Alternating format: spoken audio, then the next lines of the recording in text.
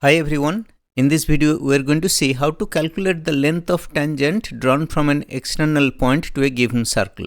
And here the external point is also given, the coordinates of the external point are also given. Let's suppose we have a circle like this whose equation is x squared plus y squared plus 2gx plus 2fy plus c equals 0. And also let's suppose we have an external point P whose coordinates have been provided as x sub 1 and y sub 1. From this external point we can draw two tangent lines to the circle, and let's suppose the points of contact are the points A and B. So PA and PB, they will be of equal length that we have seen in an earlier theorem of circle. Now in this video we are going to see how to calculate the length of PA or PB, because PA and PB, they are of equal length. So we are going to find out how to calculate the length of PA.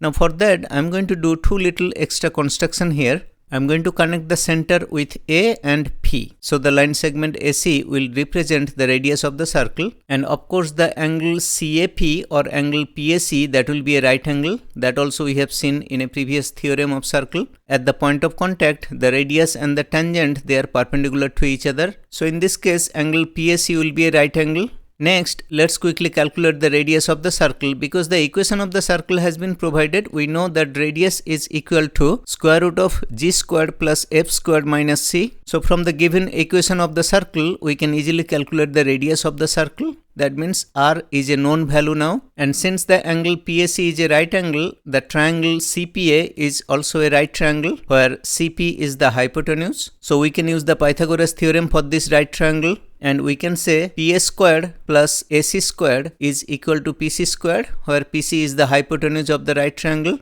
And from here we can say PA squared is equal to PC squared minus AC squared. Now what is PC squared? Well, we know the coordinates of the endpoints. We know the coordinates of P and the coordinates of C. In this case the circle's center's coordinates would be negative g comma negative f based on the provided equation there. And because we know the coordinates of the endpoints of this line segment PC, we can use the distance formula to find the length of PC. And if we use the distance formula, then the length of PC line segment is going to look like this. It would be square root of x sub 1 minus negative g whole squared plus y sub 1 minus negative f whole squared. And then we have PC squared, so that is why I am using one extra whole squared there. And minus AC squared. What is AC squared? Well, AC is actually the radius, so I have noted r squared in place of AC squared. And next we are going to simplify this expression, the right hand side expression. So we can write it like this. It will be x sub 1 plus g whole squared plus y sub 1 plus f whole squared minus, what is r? Well, r is actually square root of g squared plus f squared minus c. So I have noted as square root of g squared plus f squared minus c whole squared, because we have r squared there.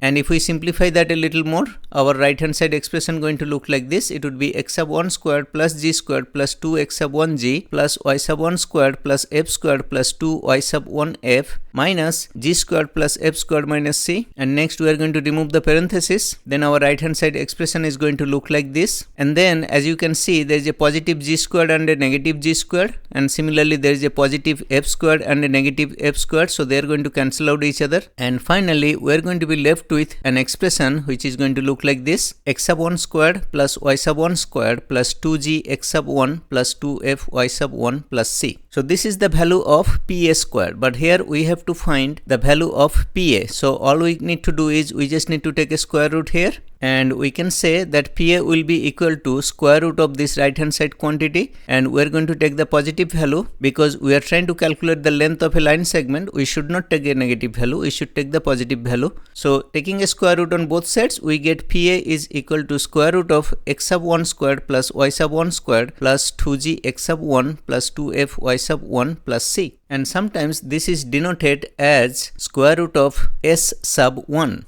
Also, this is sometimes denoted as uppercase L to indicate the length of the tangent. So finally, we have been able to calculate the length of the tangent. This is a very useful formula, we should remember it. Now if you are thinking what is that s sub 1, well, if we look at the general equation of a circle, there if we express the left hand side expression as s, then we can write the general equation of the circle as s equals 0.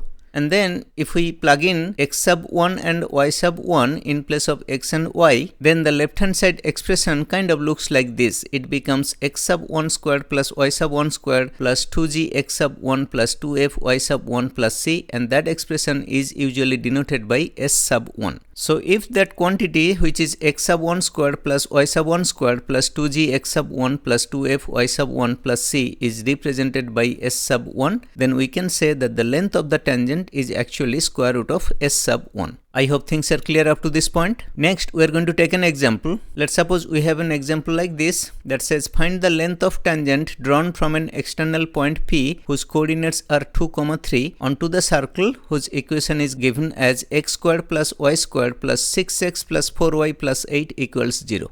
So let's get started with the solution. We know that the length of tangent is like this, where x sub 1 and y sub 1 are the coordinates of the given point. So here if we simply plug in the values, in place of x sub 1 squared, I have noted 2 squared because x sub 1 is actually 2, that's the x coordinate of the external point, and y sub 1 is actually 3, that's the y coordinate of the external point. So within the square root, we are going to have 2 squared plus 3 squared plus 6 times 2 plus 4 times 3 plus 8. And if we simplify this, it is going to look like this. It would be 4 plus 9 plus 12 plus 12 plus 8. And that turns out to be square root of 45, which is nothing but 3 times square root of 5. And that is the length of the tangent drawn from the given point onto this circle. And because we are talking about length, let's say the length is 3 times square root of 5 unit. And that is the answer for this question. I hope everything made sense. Thank you for watching. See you in the next video.